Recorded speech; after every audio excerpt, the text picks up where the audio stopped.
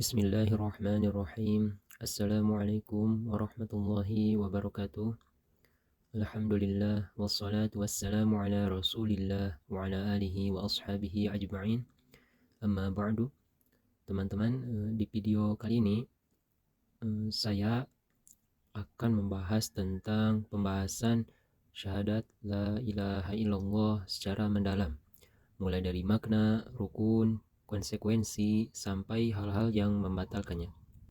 Lanjut saja untuk kita ke pembahasannya. Yang pertama itu adalah makna dan rukun syahadat. Syahadat la ilaha illallah artinya yaitu tiada sesembahan yang berhak disembah kecuali Allah. Dan ini adalah pondasi iman yang harus dipahami dengan benar. Makna syahadat ini memiliki dua rukun utama. Yang pertama yaitu an-nafyu, peniadaan.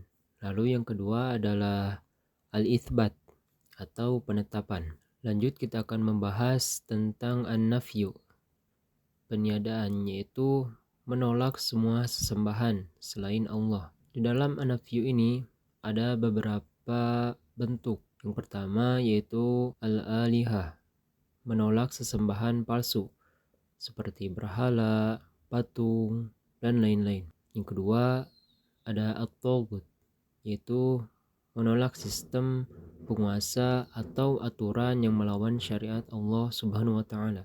Dan yang ketiga adalah al-andad, yaitu menolak tandingan Allah seperti mencintai dunia melebihi cintanya. Lalu yang terakhir adalah al-arbab, yaitu menolak Tuhan-Tuhan palsu yang membuat hukum tanpa dasar syariat. Lalu rukun yang kedua yaitu al-itsbat, penetapan. Maksudnya yaitu menetapkan ibadah hanya untuk Allah Subhanahu wa taala saja. Ada beberapa bentuk, itu diantaranya al-qasdu, yang berarti niat ikhlas hanya kepada Allah. Yang kedua al-mahabbah, itu cinta kepada Allah di atas segalanya. Dan yang ketiga ar-raja, itu berharap hanya pada rahmat Allah. Dan yang terakhir adalah al-khauf, itu kita hanya takut kepada Allah, kepada siksanya. Pembahasan selanjutnya yaitu konsekuensi syahadat. Kalau kita sudah mengucapkan la ilaha illallah, kita sudah dipastikan untuk harus bisa menerima konsekuensinya. Yang pertama yaitu kufur bit taghut, yang artinya kita wajib mengingkari segala bentuk taghut. Artinya taghut itu sesembahan atau aturan palsu. Yang kedua adalah tidak melakukan kemusyrikan. Kita harus menjauhi syirik besar seperti menyembah kuburan, pepohonan, dan lain-lain. Dan syirik kecil yang dimana sesuai dengan hadis Nabi yaitu seperti riya. Yang ketiga adalah mengikhlaskan semua ibadah. Jadi kita harus mengkhususkan untuk mengikhlaskan ibadah-ibadah kita seperti sholat, doa, sedekah, bahkan cinta dan takut hanya untuk Allah. Lalu untuk pembahasan yang terakhir yaitu tentang 10 pembatal syahadat. Menurut Syekh Muhammad bin Abdul Wahhab rahimahullah dalam Nawaqidul Islam, syahadat bisa batal jika melakukan 10 hal ini. Yang pertama yaitu syirik dalam ibadah, misalnya menyembelih kurban untuk jin.